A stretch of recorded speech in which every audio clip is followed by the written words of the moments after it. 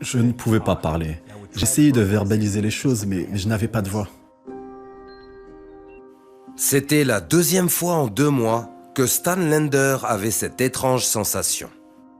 Je lui ai posé une question et il ne m'a pas répondu. Je l'ai regardé, je lui ai posé la question de nouveau et toujours pas de réponse. Cette fois, il écouta sa femme Aletta et alla voir son médecin, qui l'envoya faire une IRM qui révéla une masse sur son cerveau. On a beaucoup prié. Seigneur, quoi que ça puisse être, tout est entre tes mains. Tu es le seul à pouvoir le guérir.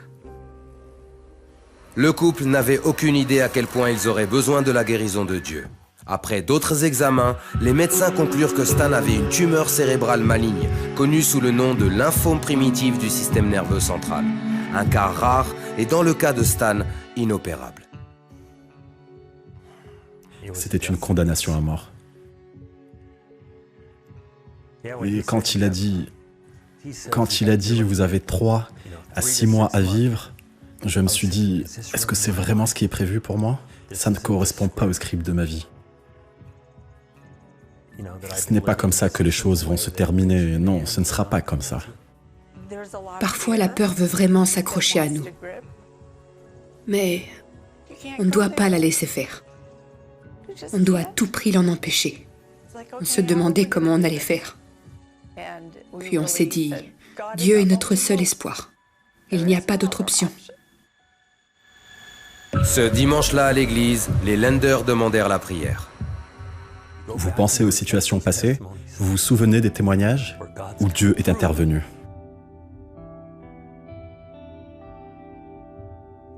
Donc, malgré ce pronostic terrible,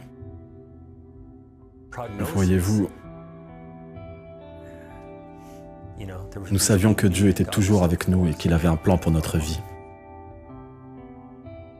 Plus tard, ils demandèrent un deuxième avis à un neurochirurgien respecté de Seattle, connu dans la communauté sous le nom de Dr Lao. Mais son rapport fut le même. Je suis d'accord avec le premier neurochirurgien pour dire que c'était très probablement une tumeur ou un cancer. J'ai aussi dit que, du point de vue neurochirurgical, nous ne pouvons pas faire grand-chose. Le Dr Lao est aussi pasteur. La seule option restante était de croire que Dieu pouvait faire un miracle pour le guérir. Il a dit, puis-je prier pour vous? Je n'ai jamais eu un médecin qui prie pour moi. Mais là, le docteur Lao a prié pour moi. Ce soir-là, j'ai senti la guérison par ses prières. Il s'était écoulé 7 semaines depuis la première IRM. Et pour suivre le protocole, le Dr Lao en ordonna une autre. Tous ceux que le couple connaissait, y compris le Dr Lao, continuaient de prier pour un miracle. Du point de vue humain, c'était sans espoir. Mais nous ne marchons pas par la vue, nous marchons par la foi. Puis, une semaine avant l'IRM de suivi, alors que Stan et Aletta regardaient le Club 700, quelqu'un vous a diagnostiqué une tumeur au cerveau. Il n'est plus question de savoir si vous l'avez ou non. Elle est là. Vous vous demandez si Dieu peut guérir une telle chose. Aujourd'hui, Dieu vous libère. Il vous guérit totalement de cette tumeur. Elle va juste disparaître. Nous nous sommes regardés et avons dit, c'est pour moi? C'était encore mieux que la cerise sur le gâteau. C'était comme un cachet attestant que c'était terminé. C'était la confirmation qu'effectivement, nous n'avions pas à nous inquiéter. Cela a contribué à notre espoir et à notre foi. Ça oui.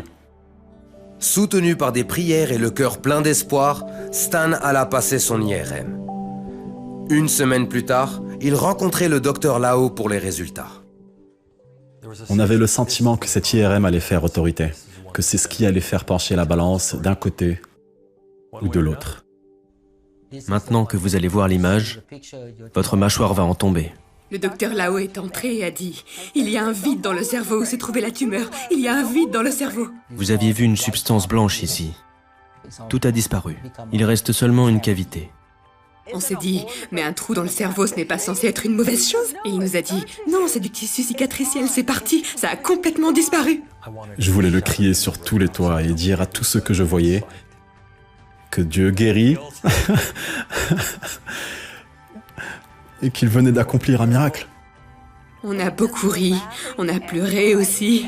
Ça a été un moment tellement fabuleux. Depuis ce jour de novembre 2014, Stan est l'image même de la santé, sans aucun signe ni symptôme de cancer du cerveau. J'ai vu tant de guérisons surnaturelles dans ma vie. C'est pourquoi je crois. Cela me laisse émerveillé par la bonté de Dieu, par son amour pour nous. J'ai appris une chose: ne pas hésiter à prier pour les gens.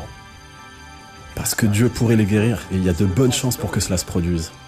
Dieu est tellement fidèle. Tellement fidèle.